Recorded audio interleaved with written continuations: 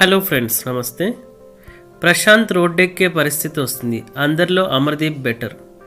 Big Boss season పూర్తయిన ఇంతకాలం తర్వాత కంటెస్టెంట్స్ గురించి, హౌస్లో తను ఎదుర్కొన్న పరిస్థితుల గురించి మాట్లాడడానికి శివాజీ ముందుకు వచ్చాడు. మామూలుగా బిగ్ బాస్ రియాలిటీ షో పూర్తవగానే అందులో పాల్గొన్న కంటెస్టెంట్స్ అందరూ తెగ ఇంటర్వ్యూలో పాల్గొంటూ బిగ్ బాస్ హౌస్లో జరిగిన విశేషాలను చర్చిస్తూ ఉంటారు.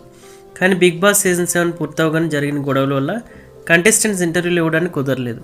ఇందుకే ఇన్ని రోజుల తర్వాత ఇంటర్వ్యూ ఇవ్వడానికి శివాజీ ముందుకు వచ్చాడు. బిగ్ బాస్ అనేది లైఫ్ టైం ఎక్స్పీరియన్స్ అని, దానివల్ల తనకు చాలా ఓపిక వచ్చిందని చెప్పాడు. అంతేకాకుండా హౌస్లో పల్లవి ప్రశాంత్ ఎవరు బాగా కనెక్ట్ అయ్యారని చెప్తూ ఇతర కంటెస్టెంట్స్ గురించి, హౌస్లో జరిగిన సంఘటనల గురించి గుర్తు చేసుకున్నాడు. బిగ్ బాస్ సీజన్ 7 విజేతగా నిలిచిన పల్లవి ప్రశాంత్ వెంటనే జైలుకు వెళ్ళిన సంగతి తెలిసిందే. దానిపై శివాజీ స్పందించాడు. కొందరు ఆకతాయిలు చేసిన పనుల ప్రశాంత్ శిక్ష అనుభవించాడని, ఇందులో అతడికి తప్పేం లేదని అందరికీ తెలుసని అన్నాడు. ఫ్యాన్స్